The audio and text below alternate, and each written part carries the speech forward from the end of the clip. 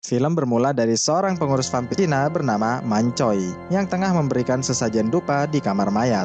Buat yang belum tahu, vampir Cina adalah mayat kaku yang diberdirikan menggunakan pakaian dinasti Qing.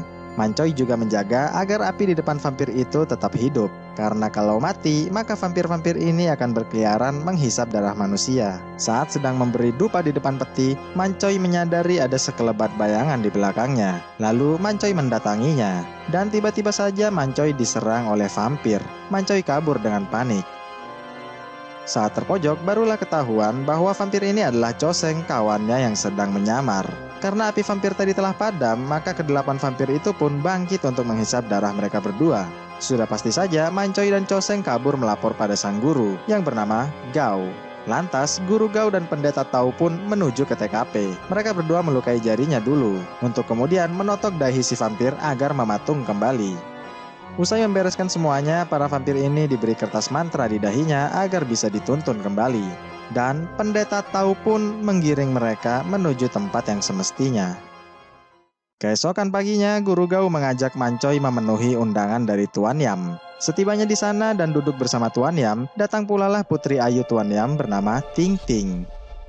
Tuan Yam ingin Guru Gao untuk membongkar lagi kuburan ayahnya, karena menurut peramal pribadinya, itu bisa mendatangkan hoki alias keberuntungan. Guru Gao agak ragu sebenarnya, tapi karena dipaksa, dia tetap menyanggupinya. Keesokan harinya, Guru Gao dan keluarga Tuan Yam melakukan upacara pembongkaran kuburan tersebut. Sementara membongkar, Guru Gao bertanya, bagaimana hubungan sang peramal dengan ayahnya Tuan Yam itu? Sebab Guru Gao curiga bahwa si peramal itu bukan sedang memberikan nasihat keberuntungan, melainkan hanya ingin memanfaatkan Tuan Yam saja. Mendengar penjelasan Guru Gao, Tuan Yam pun mulai meragukan dan curiga atas saran si peramal itu. Tapi sayang, semua sudah terlambat karena peti mati ayahnya sudah diangkat. Tuan Yam menyesal dan meminta Guru Gao menguburnya lagi. Namun tentu saja itu tidak bisa, sebab kuburannya telah hancur dan tak memenuhi syarat lagi untuk menjadi kuburan capung. Karena kasihan, Guru Gao pun menyarankan agar peti ayahnya ini dibawa ke kamar mayat di rumahnya saja dulu, sambil dipikirkan cara penguburan apa yang kira-kira cocok untuknya besok. Setelah semua orang pada pulang, Guru Gao menyuruh murid-muridnya untuk menyalakan dupa di tiap-tiap kuburan. Saat Choseng meletakkan dupa di atas makam gadis muda, tiba-tiba saja Choseng mendengar ucapan terima kasih dari dalam makam itu. Walhasil, Socheng dan Mancoy pun lari. Di malam harinya, Guru Gao melihat banyak pertanda buruk tadi siang. Guru Gao yakin tak lama lagi akan ada yang mati di keluarga Tuan Yam. Mendengar itu, Socheng dan Mancoy yang naksir pada Putri Yam memohon pada gurunya agar berbuat sesuatu. Guru Gao pun menyuruh muridnya untuk mengambil tinta, pisau, kuas, dan lain-lain. Lalu, Guru Gao melakukan ini.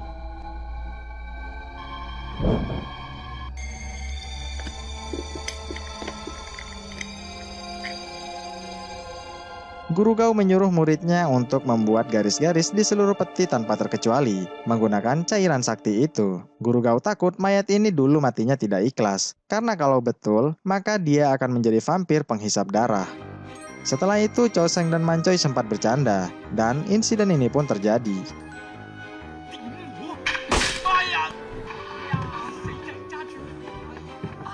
Karena takut kena marah, Choseng pun buru-buru pulang naik sepeda. Tanpa sepengetahuannya, tiba-tiba saja ada hantu gadis cantik naik berbonceng pada Choseng. Dia nampaknya suka pada Choseng, karena siang tadi sudah memberikannya dupa.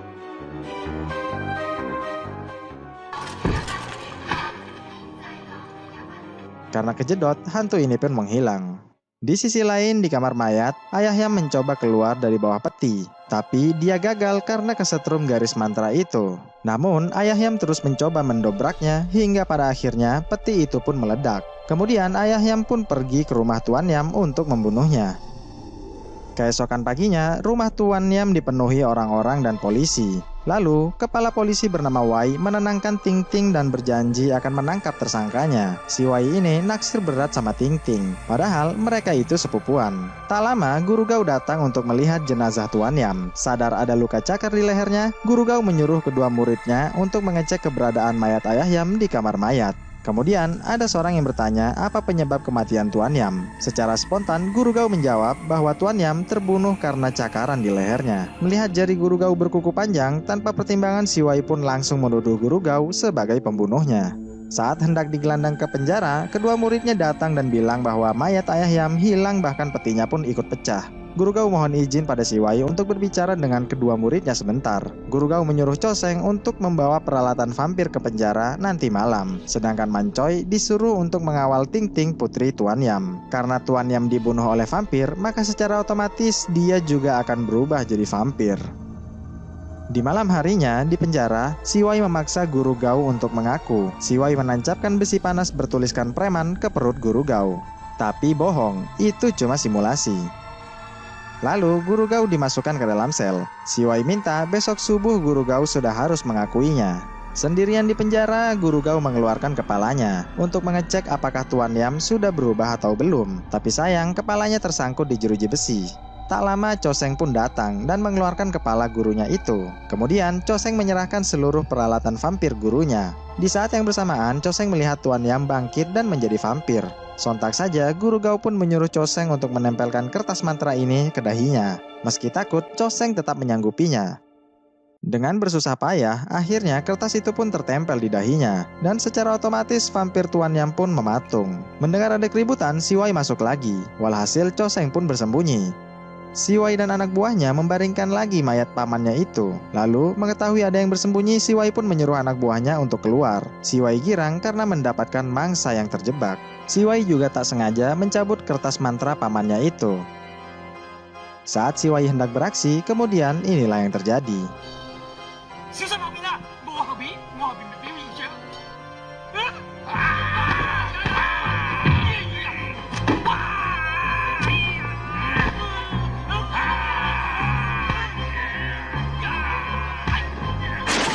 Melihat Si Wai diserang, Cho Seng pun berusaha membantunya.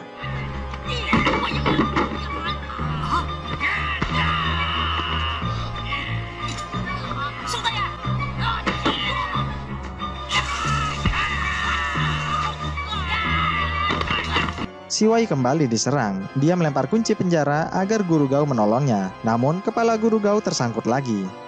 Lalu Cho Seng memasangkan kembali kertas mantranya itu.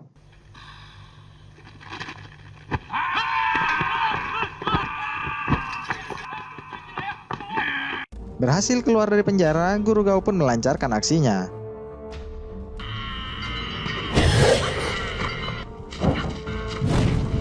Dan vampir Tuan Yam pun lenyap terbakar. Sementara itu, di rumah Ting Ting, Man Choi menjaga dan menunggu kehadiran vampir. Man Choi mengunci pintu, tapi tetap saja didobrak oleh si vampir. Kemudian mereka berdua kejar-kejaran. Tak lama, Guru Gao dan yang lainnya pun datang.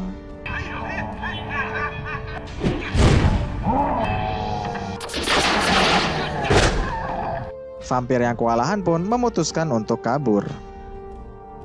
Usai vampir pergi, rupanya Man Choi tergigit oleh si vampir. Akibatnya, Man Choi berpeluang berubah menjadi vampir juga. Tapi Guru Gao akan mencoba mengobatinya, lalu menyarankan Ting Ting untuk tinggal bersama mereka dulu. Keesokan harinya, Guru Gao mengobati Man Choi dan menyarankannya untuk terus bergerak agar darahnya tidak beku. Man Choi juga diminta untuk bergerak di atas taburan beras ketan sebagai penangkal agar tak berubah jadi vampir. Namun, karena beras ketannya habis, Cho Seng pun disuruh guru pergi untuk membelinya. Setibanya di pasar, karena pedagangnya curang, maka beras ketannya dicampur dengan beras biasa tanpa sepengetahuan Cho Seng. Lalu di malam harinya, sepulang dari pasar, Cho Seng mendapati seorang gadis cantik yang hendak direnggut. Walhasil, Cho Seng pun menyelamatkan gadis itu.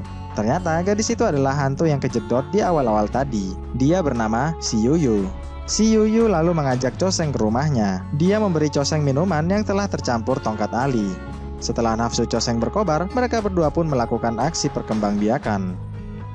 Esok paginya datanglah Cho Seng membawa beras. Melihat ada cupang aneh di lehernya, Guru Gao bertanya, semalam ada di mana, dengan siapa, dan berbuat apa. Cho Seng pun menjawab sekenanya, lalu dia tertidur. Di malam harinya, Guru Gao menuliskan sesuatu di tubuh Cho Seng. Guru Gao yakin kemarin malam Cho Seng bertemu dengan hantu gadis.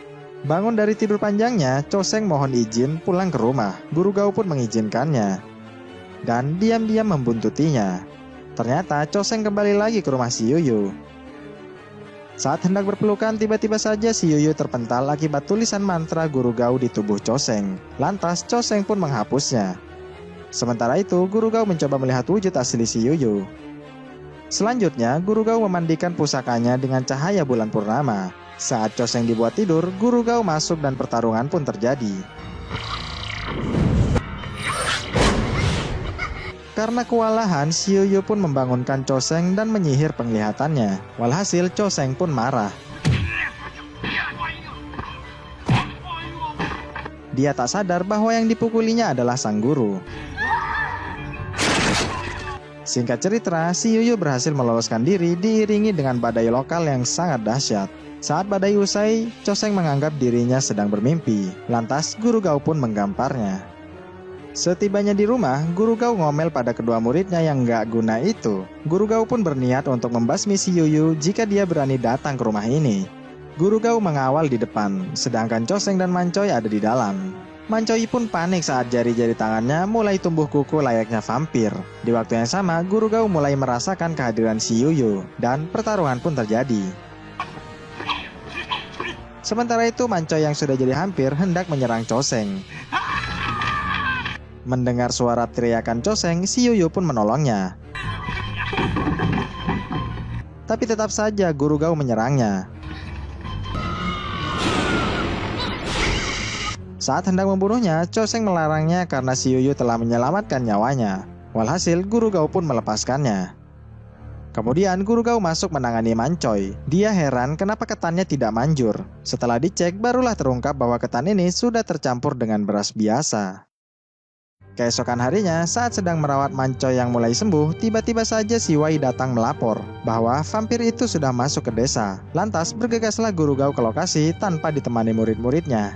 Sesampainya di TKP, Guru Gao pun mengecek mayat korban vampir dan menyarankan agar mayat ini dibakar saja.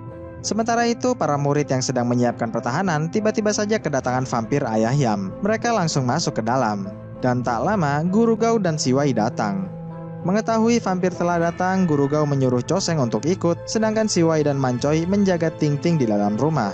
Sementara mereka beraksi di luar, ternyata si vampir ada di atas dan masuk ke dalam rumah lewat atap. Walhasil, vampir pun melakukan serangan. Mendengar ada keributan, Guru Gao dan Choseng pun berupaya masuk ke dalam. Si Wei dan Ting Ting panik dan memblokir pintu kamar. Tapi sayang, vampir ini bisa mendobraknya dengan mudah. Lalu, Guru Gao dan Choseng yang berhasil masuk langsung melakukan serangan. Dan pertarungan dengan vampir pun dimulai.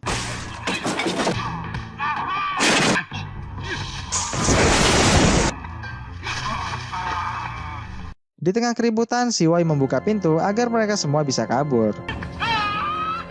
Rupanya, itu adalah pasukan vampir milik Pendeta Tao yang hendak membantu Guru Gao. Pendeta Tao pun langsung menyuruh mereka menyerang vampir Ayahyam.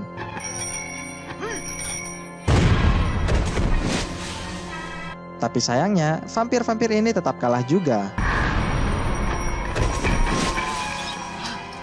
Vampir Ayahyam akhirnya kalah juga saat Guru Gao, Choseng, dan Pendeta Tao saling bekerja sama.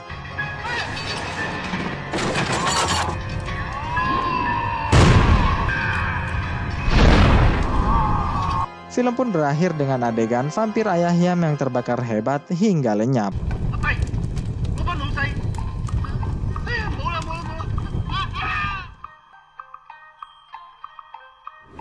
Ya, itulah tadi akhir dari film Mr. Vampir 1. Dari film ini kita belajar betapa pentingnya membeli beras ketan pilihan yang berkualitas. Karena kalau sampai salah beli bisa berakibat fatal. Terima kasih telah menonton video ini sampai akhir. Oh iya, gimana menurut kalian film ini? Seru nggak? Kalau seru, nanti saya lanjut lagi ke Mr. Vampir 2. Tapi kalau tidak, seperti biasa, mungkin kita cari film lain saja ya. Bye!